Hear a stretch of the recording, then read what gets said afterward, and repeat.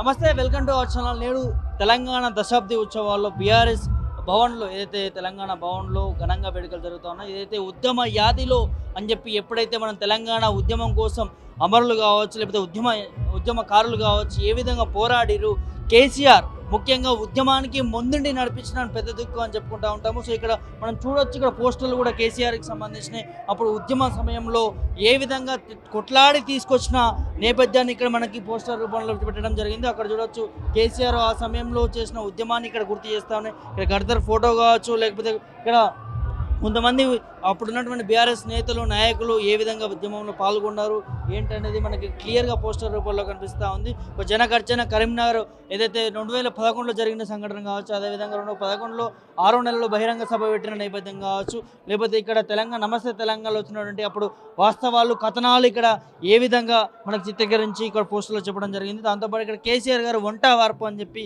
ఎప్పుడైతే అప్పుడు ఉద్యమం సమయంలో అక్కడే వంట చేసి మరి అక్కడ ఉన్నటువంటి నాయకులకు కావచ్చు, లేకపోతే ఉద్యమకారులు కావచ్చు, వంట చేసి తెలంగాణ వచ్చుడు కేసీఆర్ సచ్చుడు అనే ఒక నినాదంతో వాళ్ళ తెలంగాణ రాష్ట్రాన్ని పెద్ద దిక్కుగా తెలంగాణ రాష్ట్రాన్ని తీసుకొచ్చి పెట్టిన ఘనత కేసీఆర్కి దక్కుతుందని చెప్పుకోవచ్చు. తెలంగాణ భవన్లో ఆనాడు తెలంగాణలో పాల్గొన్న ఉద్యమ నేతలు కావచ్చు, అదేవిధంగా ఉద్యమ నాయకులు కావచ్చు, లాయర్లు కావచ్చు, జర్నలిస్టులు కావచ్చు, ప్రతి ఒక్కరి ఉద్యమ యాది అనేది ఇలా తెలంగాణ భవన్లో గుర్తు చేసుకున్న నేపథ్యం మనకు కనిపిస్తుంది. ఇక్కడ చూడొచ్చు హరీష్ రావు పోస్టర్లు కూడా 2014లో తెలంగాణ వచ్చినప్పుడు సంబరాలు కూడా చూసుకోవచ్చు. అక్కడ ఏదైతే కేటీఆర్ గారు సెలబ్రేషన్స్ కూడా 2014లో వచ్చిన సందర్భంలో జూన్ 20 తారీఖు నాడు ఏదైతే 22nd మంత్ 20 నెలల కేటీఆర్ చేసిన ఉత్సవాలు కావచ్చు, అప్పుడు అదేవిధంగా తెలంగాణ వచ్చిన సందర్భంలో చేసుకున్నటువంటి ఉత్సవాలు. సో ఇవన్నీ ఉద్యమ యాదులు మనకి ఇలా గుర్తుకొస్తూ ఉన్నాయి. తెలంగాణలో 10 సంవత్సరాలు కేసీఆర్ ఉన్నప్పుడు ఏ విధంగా మన పరిపాలన జరిగిందో అక్కడ చూడొచ్చు.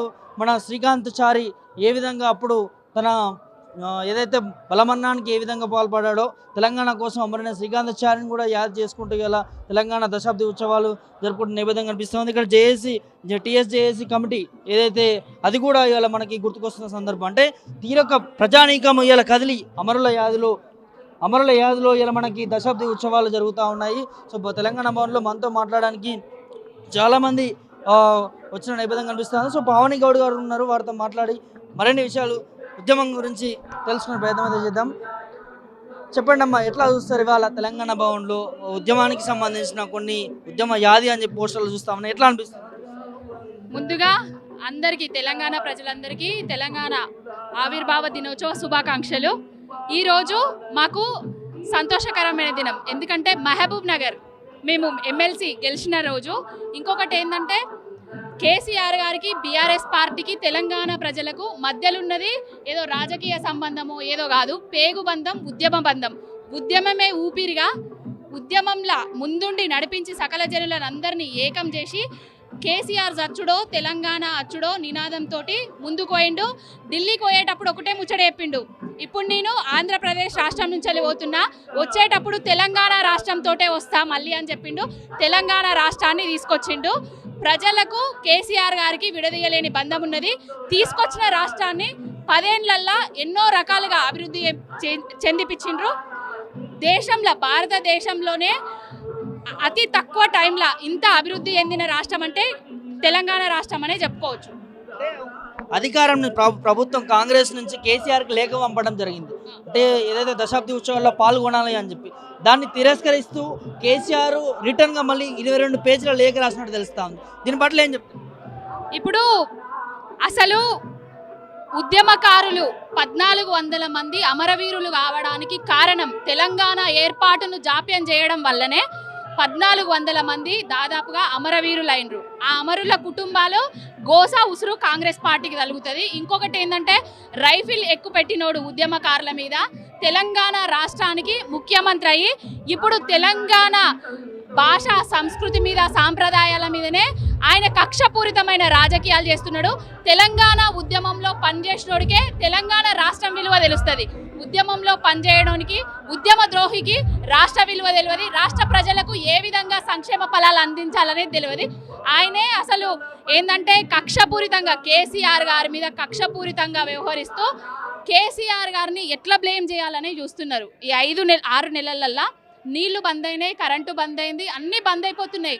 10 ఏళ్లలో మనం ఎంత ప్రగతిని సాధించినామో ఈ 5-6 నెలలలోనే మళ్ళీ వెనుకకు పోతున్నాము. అసలు ఆయనే మాకు లేఖ పంపడం కాదు, మేమే ఆయనకు లేఖ పంపిండు కదా బాపు కేసీఆర్ గారు. ఉద్యమ ద్రోహి, అసలు ఉద్యమకారుల విలువ తెలుసుకోవాలి. అసలు తెలంగాణ రాష్ట్రం ఎందుకు తెచ్చుకున్నామో అది తెలుసుకొని మసలాలని ఇప్పటికైనా కోరుకుంటున్నాం. ప్రభుత్వం వచ్చింది అని చెప్పి ఒకవైపు ప్రజాభవన్ చుట్టూ కంచెలు తీయడం చూసినాము, దాంతోపాటు అమరవీరుల స్తూపం చుట్టూ రీసెంట్గా కంచెలు వేయడం చూసినాం. దీన్ని ఎట్లా చూస్తున్నాం? ఇప్పుడు ప్రజాపాలన అన్నాడు, ప్రగతి భవన్ నుంచి వెళ్ళి కంచెలు తీసేసిన అన్నాడు. ప్రగతి భవన్లో ఎంతమంది ప్రజలను కలిసిండు?